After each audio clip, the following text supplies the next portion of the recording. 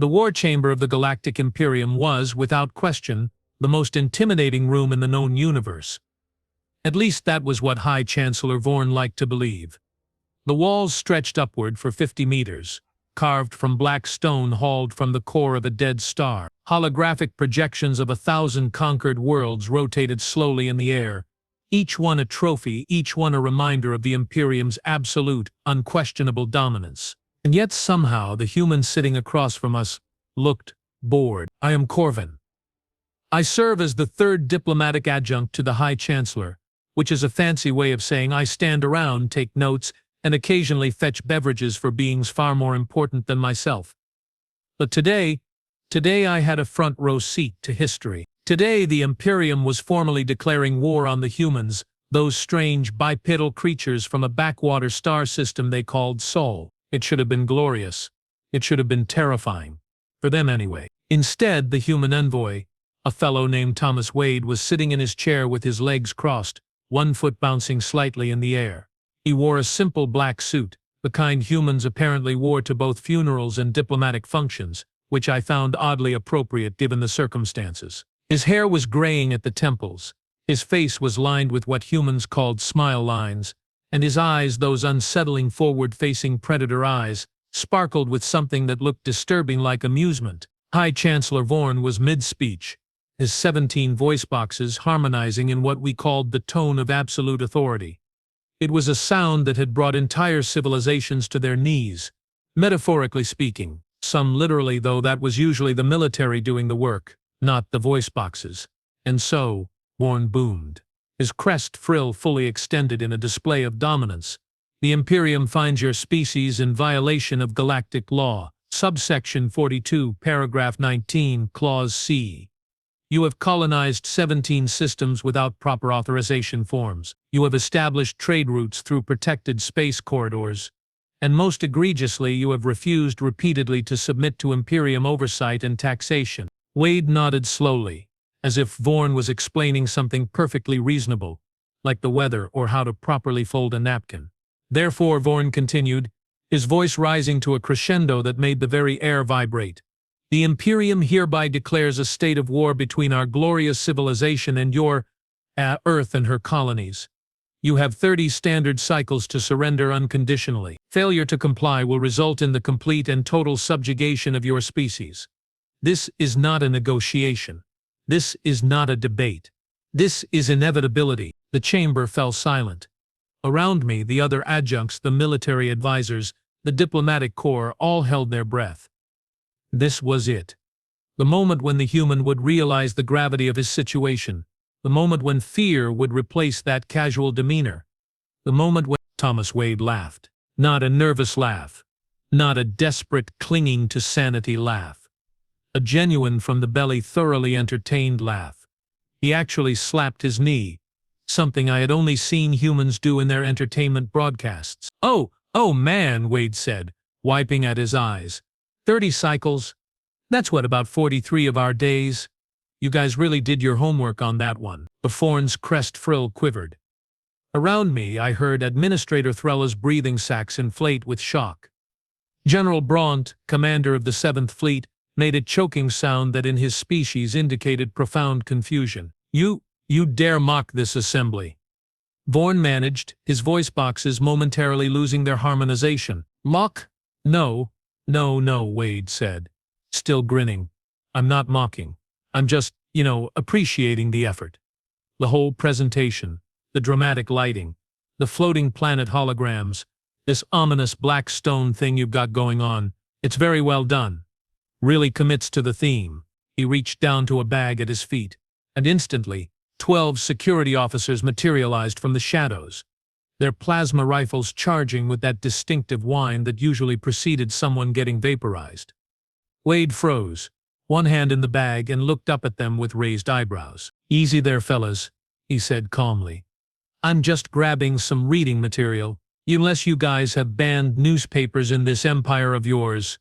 That in subsection 42, paragraph whatever. Vorn made a gesture, and reluctantly the guards lowered their weapons slightly, though they remained tense, ready.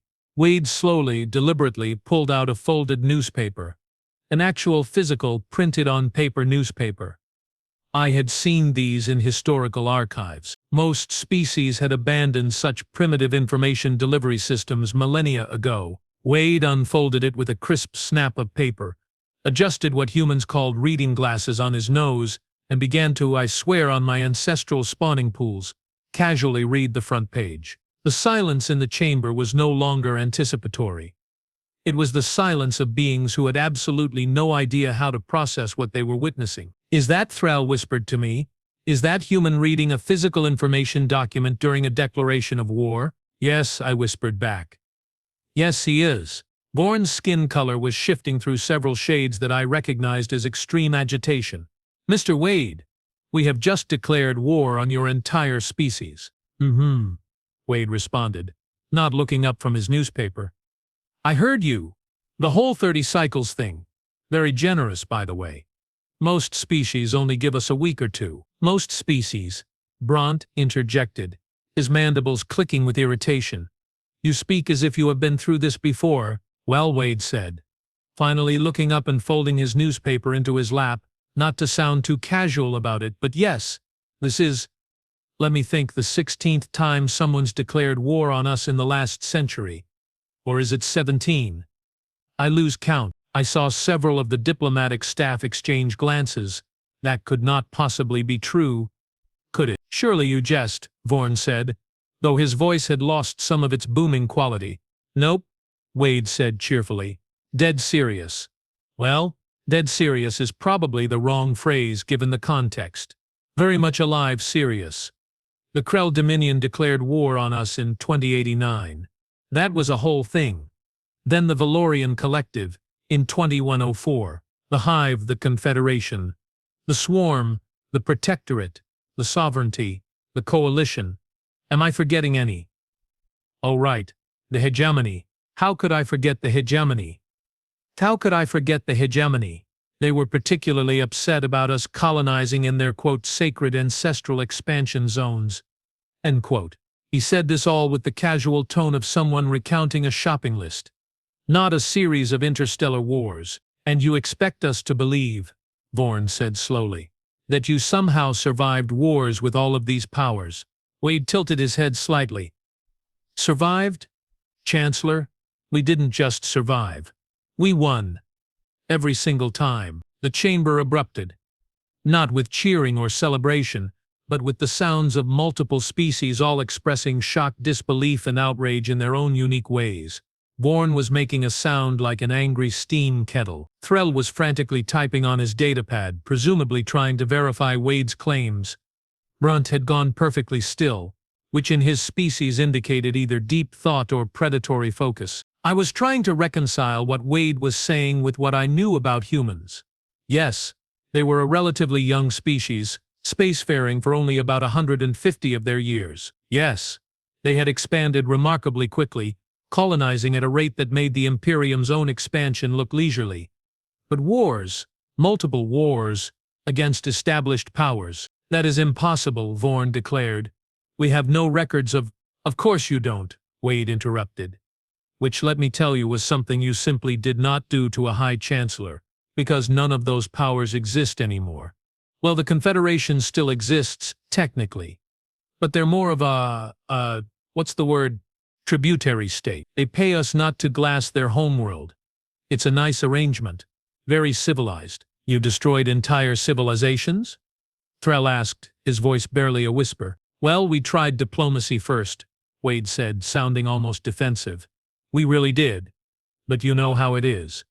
Someone declares war, someone invades a colony, someone starts orbital bombardment, and well, we have to respond proportionally. Proportionally, I repeated, mostly because my brain needed to hear the word again to process it.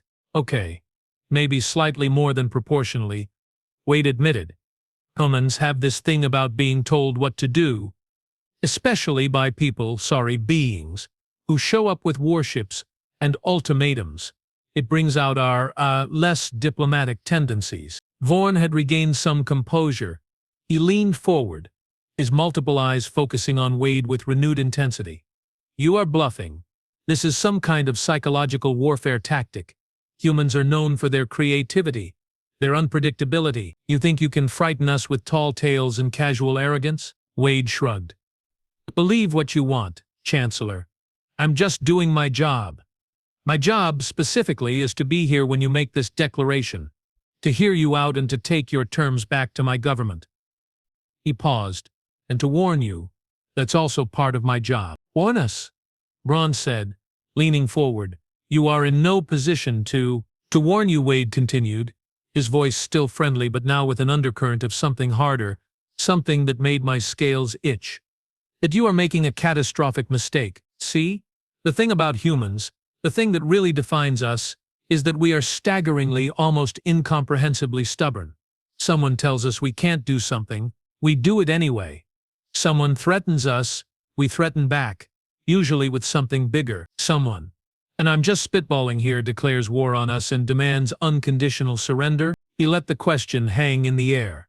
We burn their fleets, occupy their worlds, and turn their entire civilization into a cautionary tale for the next idiot who thinks humanity looks like an easy target. The temperature in the room seemed to drop several degrees.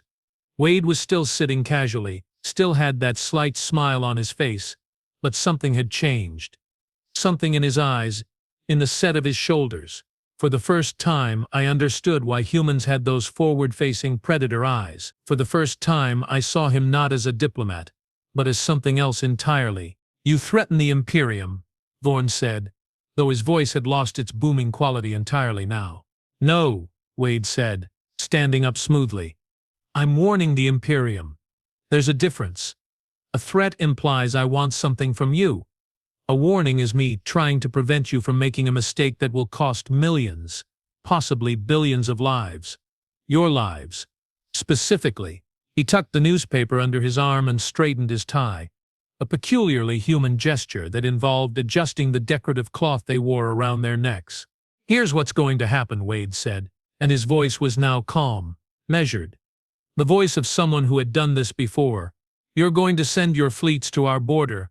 Probably your 7th fleet, since General Bront here looks like he's itching for a fight. You'll expect us to panic, to scramble our defenses, to beg for mercy or at least negotiation. Instead, we're going to meet your fleet with ours. And then, General, you're going to have what my people call a very bad day. Bront's mandibles clicked rapidly, a sign of aggression. The 7th Fleet has never been defeated in battle. 5,000 warships, each one capable of reducing a planet to ash. We have subjugated 237 civilizations. What makes you think your primitive ships can stand against us? Wade smiled, and it was not a nice smile. Primitive? General, let me ask you something. When was the last time your fleet engaged in actual combat? Real combat, against someone who fought back? Bront paused. The Yilorn campaign. 15 cycles ago. 15 cycles. And the Yilorn, they were what? A pre-industrial society who couldn't even get to their own moon yet. They were in violation of… Yeah, I'm sure they were, Wade interrupted again, and I noticed several of the guards shifting uncomfortably. But see, that's not combat. That's not war, that's just bullying. You want to know what war is? War is when the other side shoots back. War is when you lose ships. War is when you have to make hard calls about who lives and who dies. War is what happens when you meet someone who refuses to surrender, who will fight you over every planet, every moon, every asteroid until one side or the other is gone. He walked toward the exit, and remarkably, the guards parted for him. Vorn made no move to stop him. None of us did. We were all too stunned, too uncertain. At the doorway, Wade turned back. Oh, and one more thing. That newspaper I was reading, the front page headline, would you like to know what it said? No one answered. We just stared. It said, Imperium to declare war today, military stock soar. We knew you were going to do this, Chancellor. We've known for weeks. We've been preparing. We've been positioning. We've been waiting. And now we're ready. He gave a small, almost mocking bow. I'll see myself out. You've got your 30 cycles to reconsider. After that, you're going to wish you'd done your homework on us. Before you sent that declaration, you really should have asked the Krell about us. Oh wait, you can't, because they don't exist anymore. And with that, Thomas Wade, human envoy, walked out of the war chamber of the Galactic Imperium, leaving behind a room full of the most powerful beings in the galaxy, all of whom were suddenly, deeply, profoundly uncertain about what they had just done. The silence lasted for approximately 10 seconds before Vorn turned to his military advisor. "Get me everything, every single piece of intelligence we have on human military capabilities. Now." "Chancellor," the advisor said nervously, "we don't have much.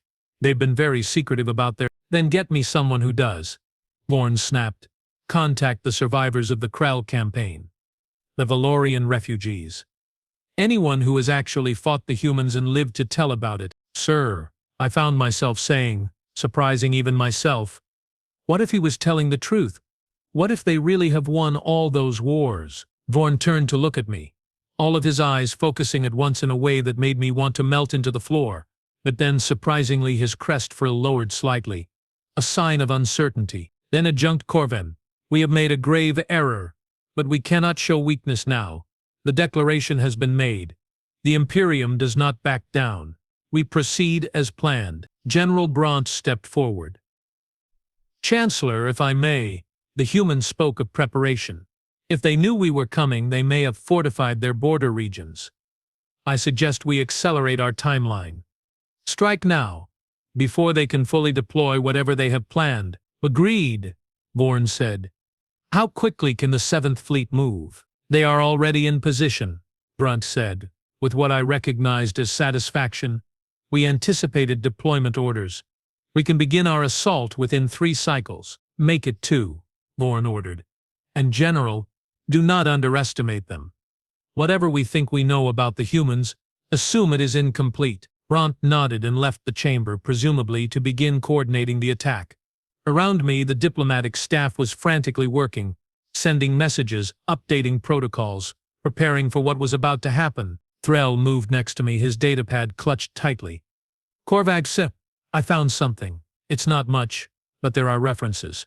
Scattered reports from trading vessels. Independent observers. There was a Krell expedition into human space about 70 years ago. 500 warships. They were going to claim the Sol system. Establish it as a forward base." "Ended," I prompted. "And they disappeared. All of them. No distress calls. No survivors. Nothing.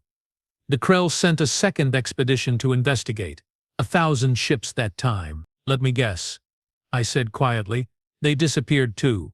"No," Thrill said, and his voice was shaking slightly. "They made it back. 3 ships out of 1,000. The crews were, the reports say, broken, traumatized. They kept saying the same thing over and over. The humans knew. The humans were waiting.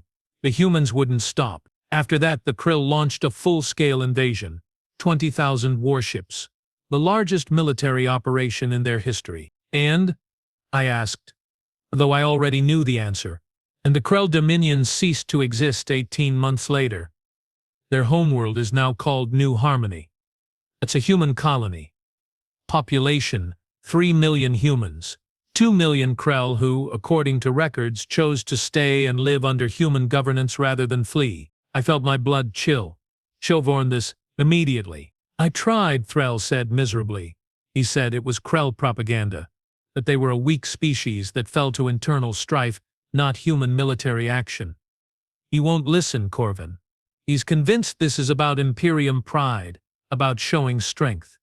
He won't back down." I looked around the war chamber at the floating holograms of conquered worlds, at the black stone walls that were supposed to represent unshakable power, at the beings who had convinced themselves that they were invincible, and I thought about Thomas Wade with his casual demeanor and his newspaper, walking out of this chamber not as a defeated diplomat, but as someone who had delivered a warning that he knew would not be heeded.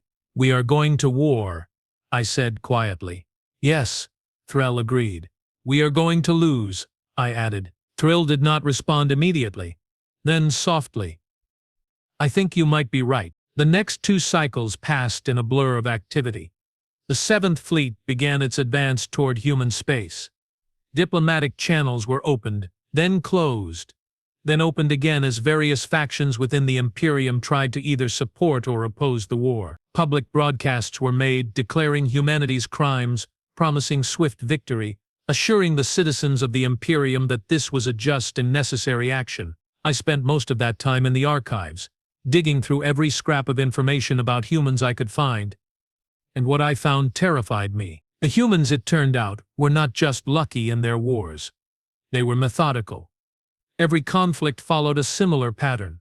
First, they would try diplomacy, offering treaties, compromises, peace. If that failed, they would fortify, prepare, and wait. When the attack came, they would respond with overwhelming, brutal efficiency. And then, when their enemy was weakened, they would press their advantage without mercy, without hesitation, until surrender was the only option. But the truly frightening thing, the detail that kept me awake during my rest cycles, was what happened after the wars. The humans did not enslave their defeated enemies. They did not exterminate them. They integrated. They offered them a choice: join the growing human confederation, or be left behind on their worlds with minimal resources. And species after species, faced with that choice, joined willingly. The human confederation was not built on conquest. It was built on inevitability. They made joining them seem like the only logical choice. I was still reading, still trying to piece together the full picture, when the first reports came in from the 7th Fleet. They had reached the human border. They had detected human ships, fewer than expected. But there, General Brent had ordered an immediate assault, and then nothing. Silence. For 6 hours, there was no communication from the 7th Fleet. The war chamber filled with nervous energy. Vorn paced, his crest frill constantly shifting colors. Thrill stood next to me, both of us staring at the communications panel, willing it to come to life. When it finally did, the voice that came through was not Bronze. It was his second in command, a veteran officer named Kelth. "This is Commander Kelth of the Imperial 7th Fleet," the voice said, and it was shaking, barely controlled. "We are requesting immediate emergency authorization for full retreat. We have sustained 97% casualties. The flagship is destroyed. General Brandt is dead." The humans, they were waiting. They knew exactly where we would be. They had weapons we have never seen before. They tore through our formation like we were nothing. "Please, we need authorization to retreat. Please." The chamber was silent. 97% casualties.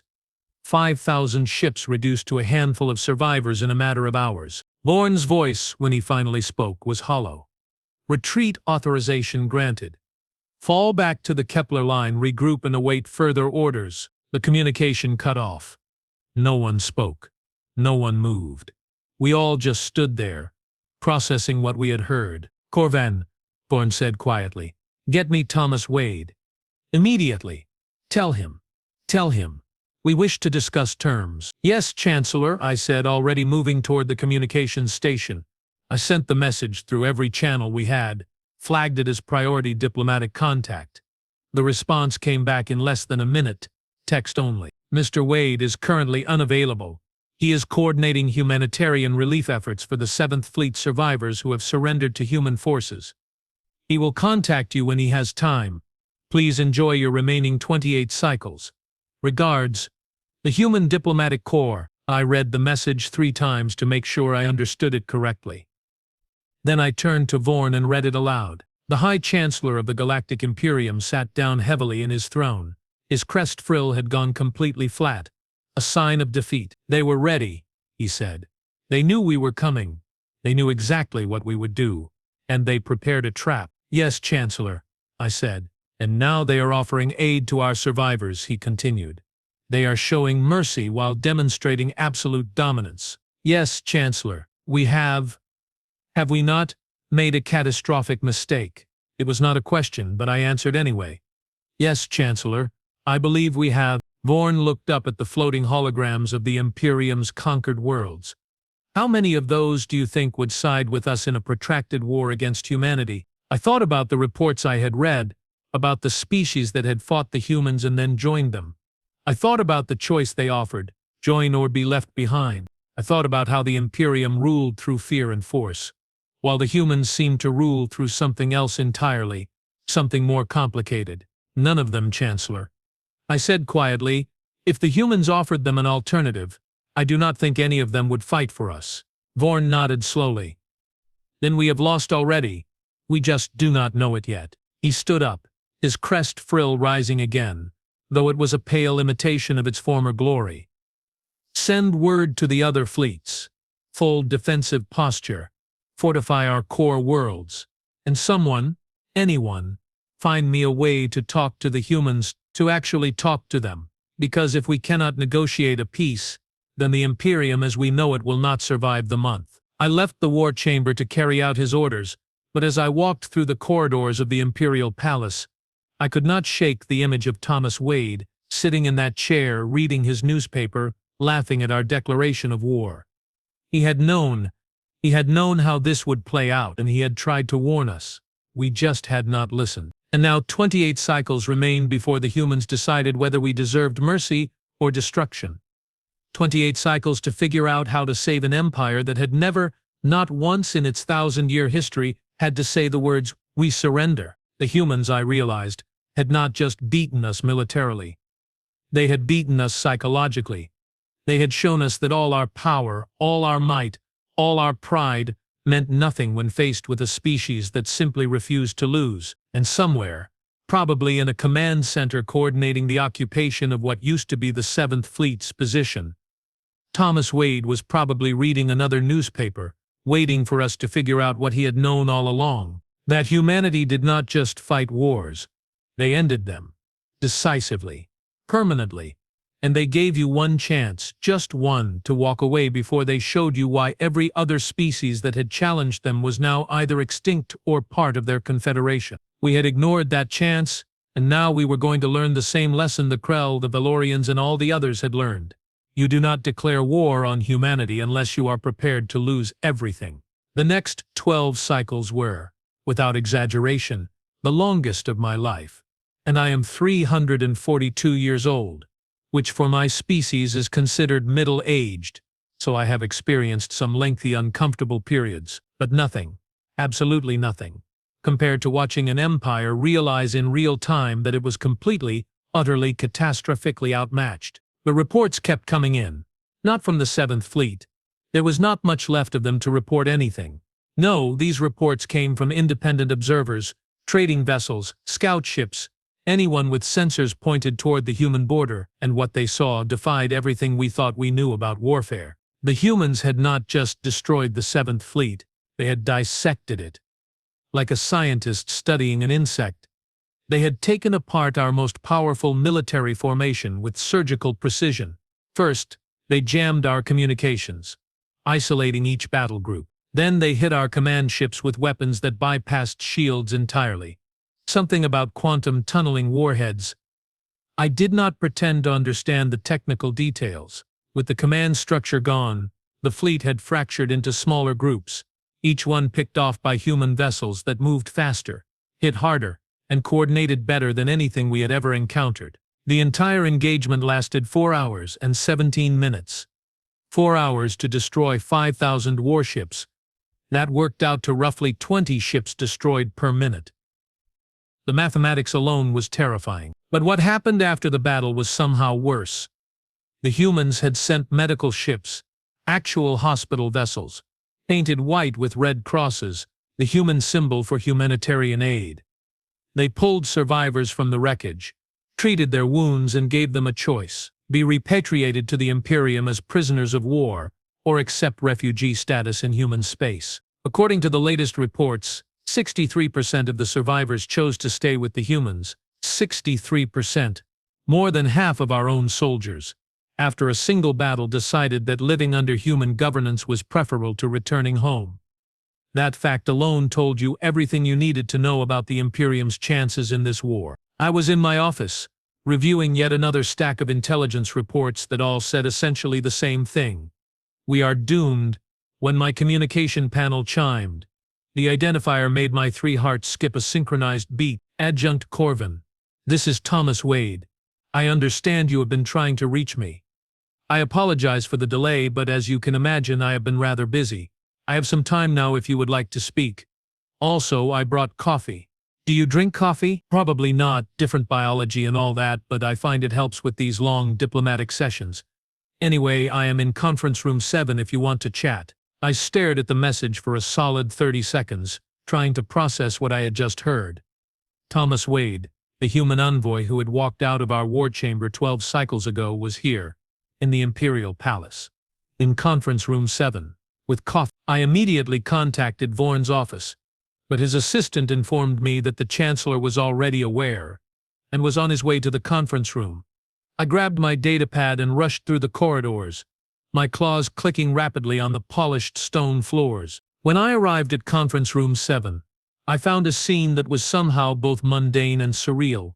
Thomas Wade sat at the conference table, a steaming cup of some dark liquid in front of him, that same newspaper tucked under his arm. He wore a different suit today, this one dark blue, but otherwise looked exactly as he had before, relaxed, casual, completely at ease. Vorn was already there, along with Threll, several military advisors who looked like they had not slept in cycles, and a full security detail that seemed uncertain whether they should be pointing their weapons at Wade or protecting him.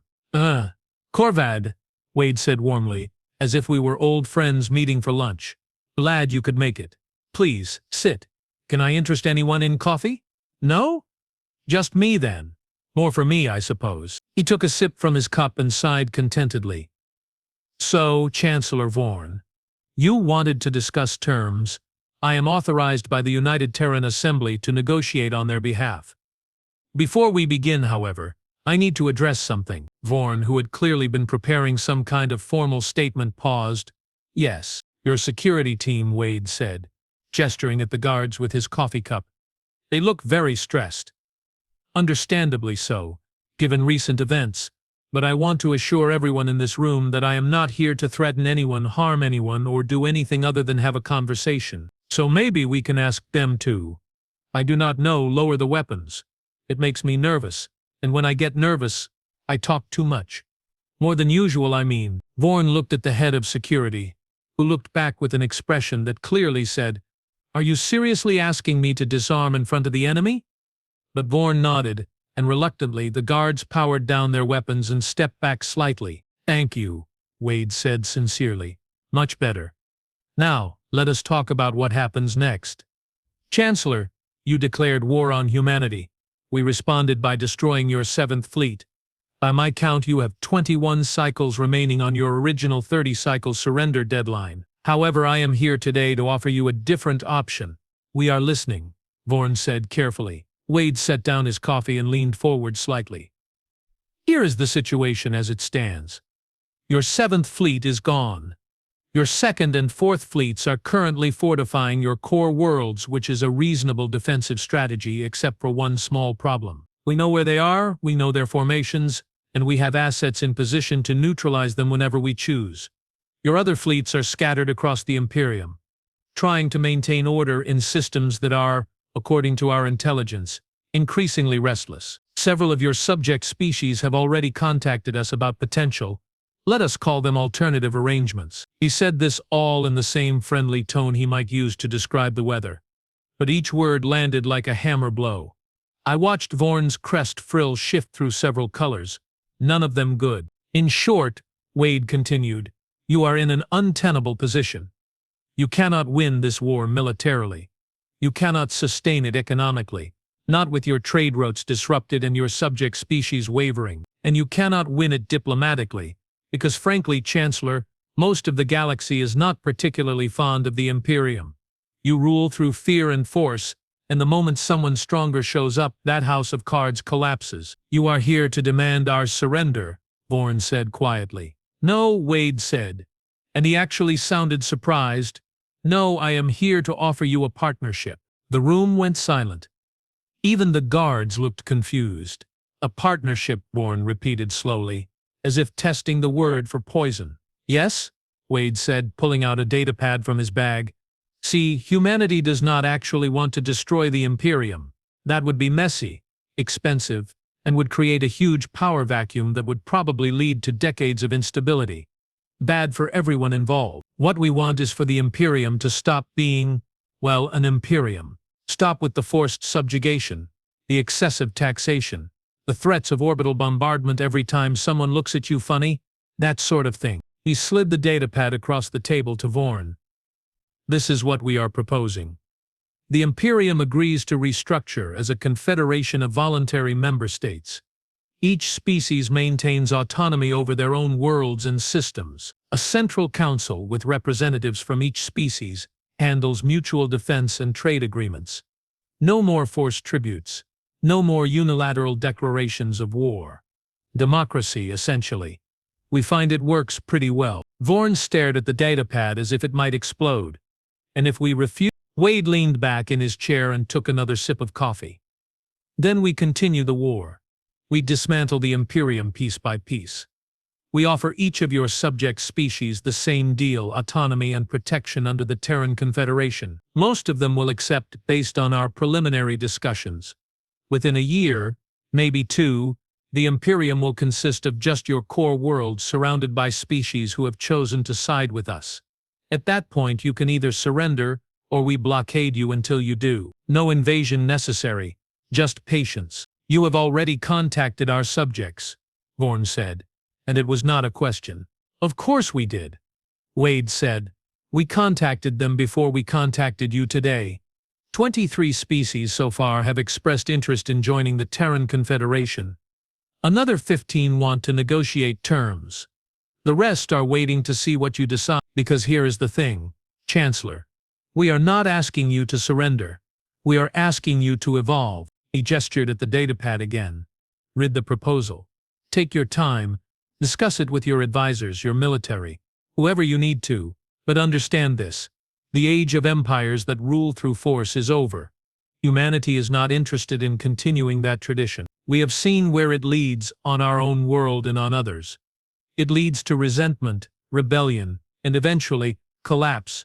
So we are offering you a chance to transform the Imperium into something better. Something that might actually last. Threll, who had been silent this entire time, spoke up. And what does humanity gain from this arrangement? Wade smiled at him. Stability, trading partners, allies. We are a young species in galactic terms. Threll, we have been spacefaring for barely a century and a half. But we learn fast. And one thing we learned early is that you cannot conquer the galaxy. It is too big, too diverse, too complex. But you can build alliances. You can create networks of mutual benefit.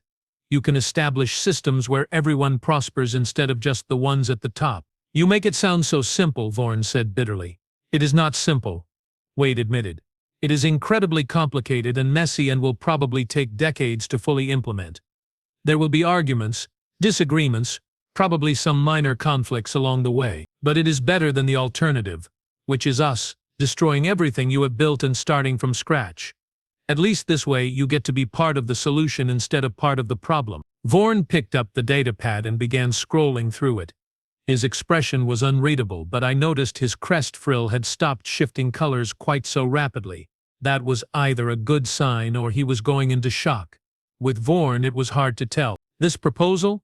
Vorn said after several long minutes.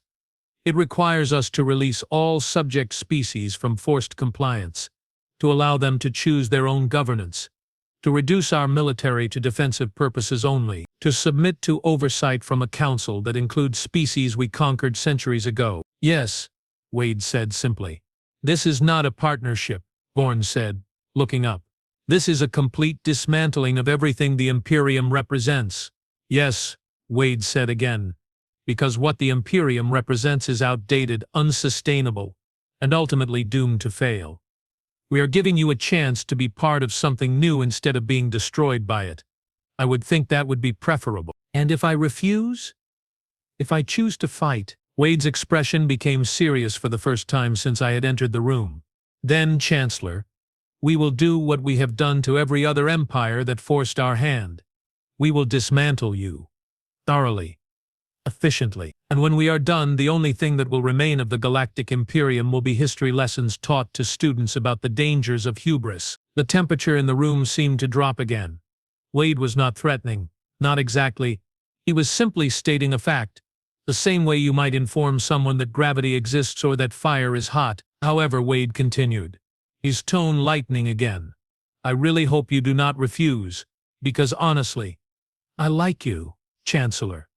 You remind me of a senator we had back home, very proud, very convinced of his own righteousness, absolutely terrible at admitting when he was wrong. He eventually came around, though, realized that working together was better than fighting alone.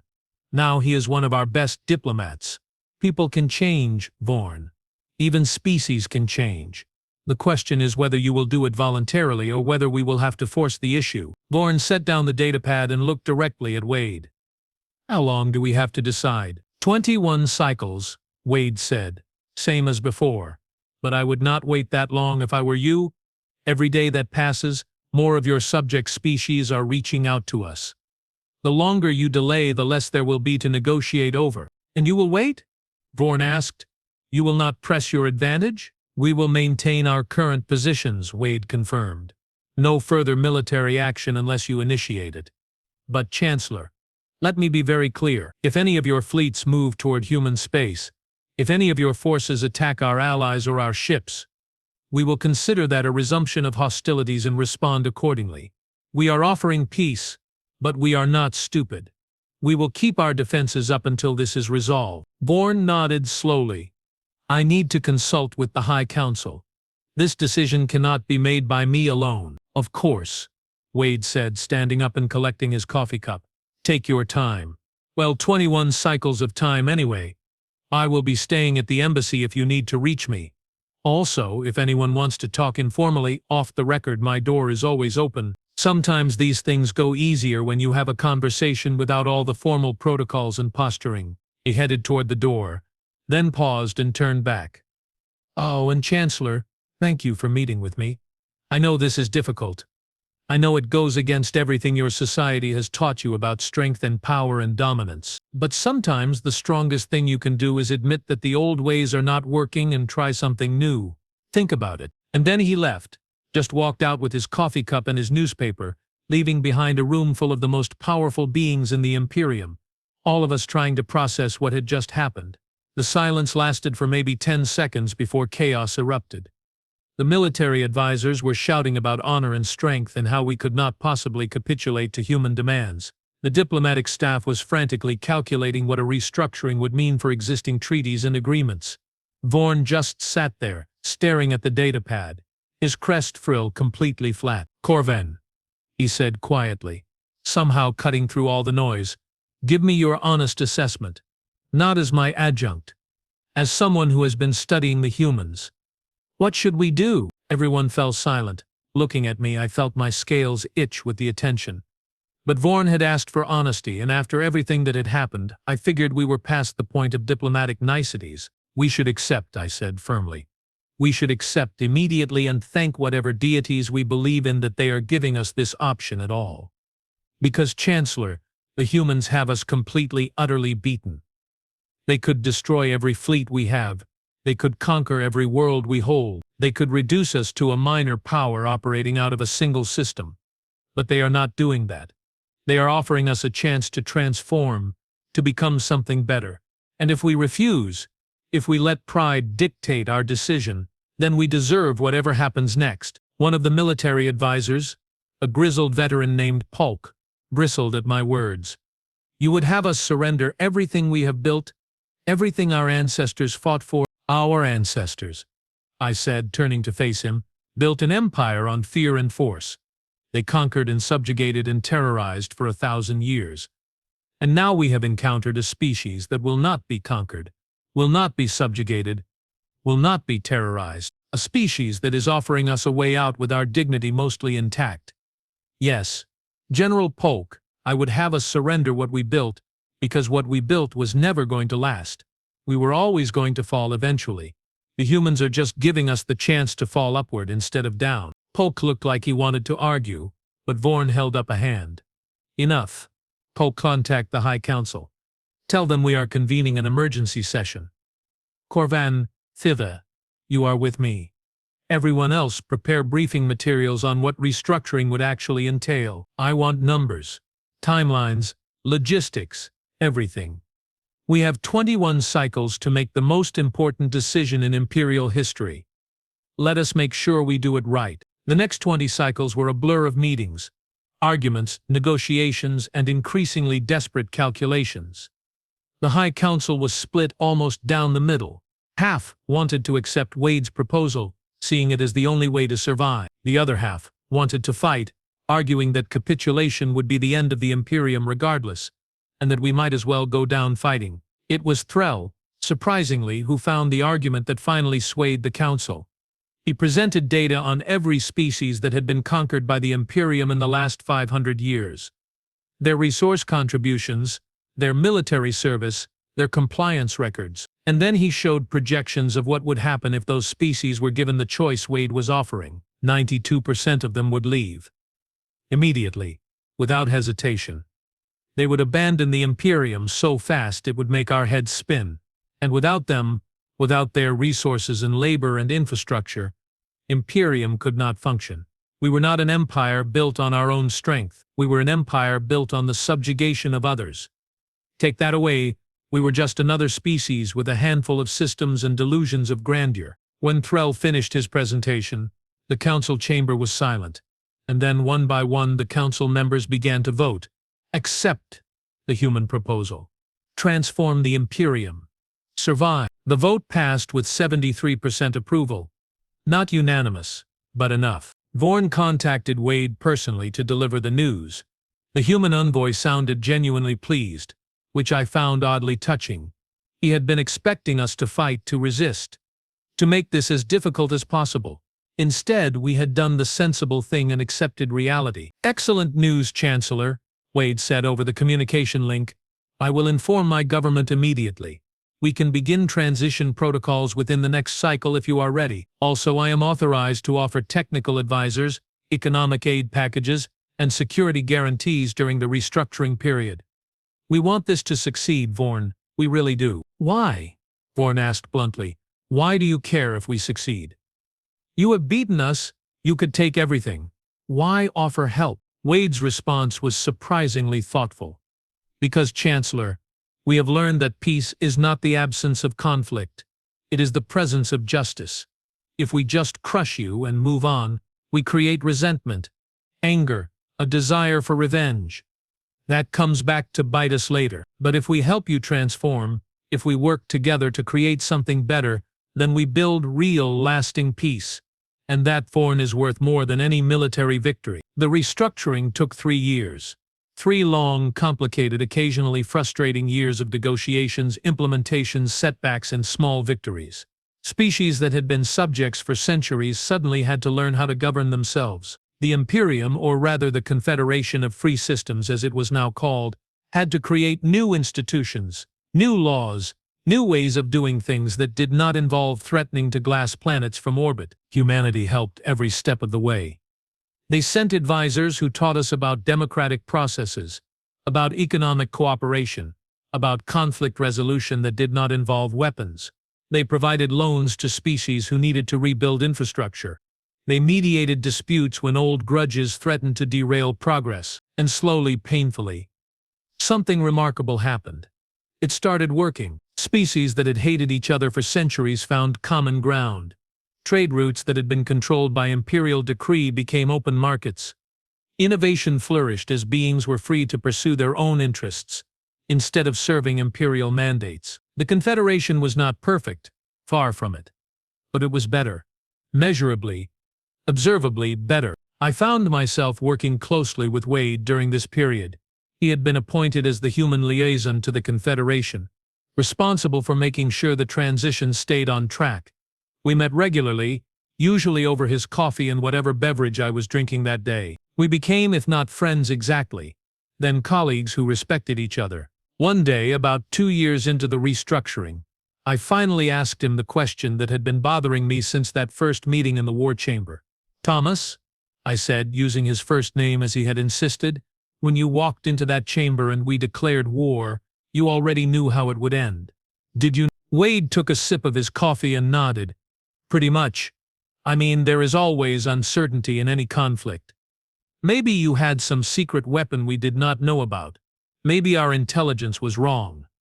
But based on everything we knew, yes, I was 99% certain how it would play out. Then why the newspaper? I asked. Why the casual attitude? Why not just tell us plainly what would happen? Wade smiled. Because, Korvad, humans understand something about power that a lot of species miss. Real power is not about being the strongest or the scariest. Real power is about making your opponent believe completely and utterly that resistance is futile. The newspaper, the casual attitude, the calm demeanor, all of that was designed to send a message. We are not afraid of you, we are not impressed by you, we have done this before and we will do it again if necessary. Psychological warfare, I said. The best kind, Wade agreed. Because it is non-lethal. I could have stood up there and shouted threats, and pounded my fists, and tried to intimidate you with words. But that would have just made you angry, defensive. Instead, I made you uncertain. I made you question yourselves, and that uncertainty, that doubt, that is what convinced you to negotiate instead of fight. You manipulated us, I said, though I was not angry about it. Just stating a fact. I gave you options, Wade corrected gently, and I made sure you understood the consequences of each option. That is not manipulation, Korvad. That is just good diplomacy. I considered this. And now that the Confederation is stable, what happens? Do you leave? Do you stay? What role does humanity play in all of this? Wade set down his coffee cup and looked at me seriously. Now we become partners. Equal partners. The Confederation does not need humanity to function anymore. You have your own institutions, your own governance structures. We are just another member species now, with the same rights and responsibilities as everyone else. That is how it should be. And if someone else comes along, I asked, another empire, another threat, will humanity intervene? If the Confederation asks for help, yes, Wade said. We have mutual defense agreements in place. But Korvan, the goal is for you not to need us. The goal is for the Confederation to be strong enough, united enough, to handle its own problems. We will be there if you need us. But we are not your guardians. We are your allies. It was, I realized, a perfect answer. Not because it promised protection, but because it promised independence. The third anniversary of the restructuring was marked with a celebration on Vorn's homeworld. Representatives from all the Confederation species attended, including a delegation from Earth led by Thomas Wade. There were speeches, ceremonies, cultural exchanges, the usual diplomatic pageantry, but the moment I remember most clearly was near the end of the celebration. Vorn and Wade were standing together, looking out over the crowd of beings from dozens of species, all mingling peacefully, all part of something larger than themselves. I owe you an apology, Vorn said quietly, though I was close enough to overhear. For what? Wade asked. For doubting you, Vorn said. When you first came to our war chamber, when you warned us, I thought you were bluffing. I thought humans were arrogant, overconfident.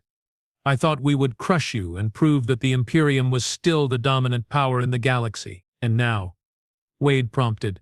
And now I understand, Vorn said. You were not bluffing. You were not overconfident. You were simply stating facts. And more than that, you were offering us something I did not even know we needed. A way forward. A chance to become better. Wade smiled. You know what the funny thing is, Vorn? Humanity almost did not make it. 150 years ago, we were on the brink of destroying ourselves. Climate catastrophe, nuclear weapons, political instability, the whole mess. We came so close to wiping ourselves out that there are still people alive who remember thinking it was the end. What saved you?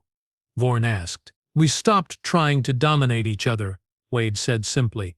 We stopped dividing ourselves into winners and losers, conquerors and conquered. We started working together. It was not easy, and it was not quick, but we figured out that cooperation was the only way forward. And when we finally got to space and met other species, we decided to apply those same lessons on a galactic scale. He turned to look at Vorn directly. You did not just save the Imperium by accepting our proposal, Vorn. You saved yourselves. You proved that you could learn, adapt, change. That is not weakness. That is the strongest thing any species can do. Vorn's crest frill rose slowly, shifting through colors I had never seen before. It took me a moment to recognize them. They were the colors of hope. 5 years after the declaration of war that never really happened, I was promoted. Not just promoted, elected. The Confederation Council had voted to make me the Secretary General, the position responsible for coordinating between all member species and ensuring the Confederation functions smoothly. Thomas Wade attended my inauguration ceremony. Afterward, as we were leaving the hall, he handed me a gift. It was, of course, a newspaper.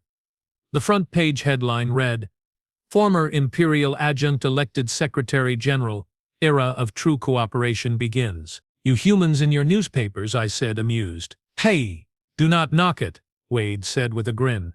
"Newspapers saved the galaxy once. They can do it again if needed." "I thought honesty and cooperation saved the galaxy," I pointed out. "Yeah, but newspapers make better props," Wade said. "Got to think about the optics, Korvin." The optics. We walked out into the sunlight of the capital world, and I looked around at the bustling streets filled with beings from across the Confederation. Humans walking alongside former Imperial subjects. Species that had once been enemies now trading goods and sharing meals. Children of different species playing together in parks. It was not perfect. There were still problems, still conflicts, still disagreements about policy and resources and a million other things. But we were working through them together. As equals, as partners. "Thomas," I said as we reached his transport, "thank you. For everything. For giving us a chance when you could have destroyed us.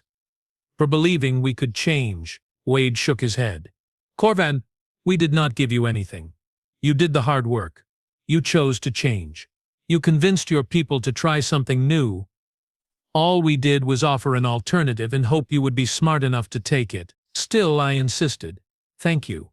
Wade smiled and clasped my shoulder in that peculiar human gesture of friendship.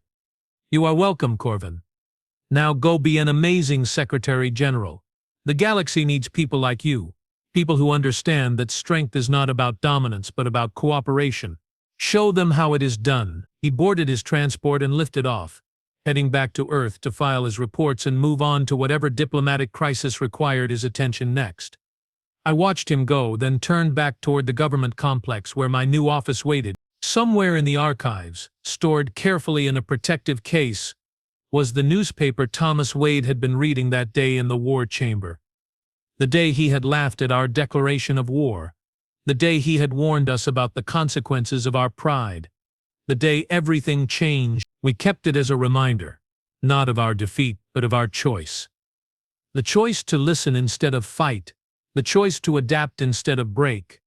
The choice to become something better than what we were. And every now and then, when I needed perspective, when I needed to remember why we did all this, I would go to the archives and look at that newspaper, and I would think about the human who had walked into our war chamber, sat down calmly in the face of our threats, and simply waited for us to realize what he already knew, that humanity had not won the war through violence or conquest or domination.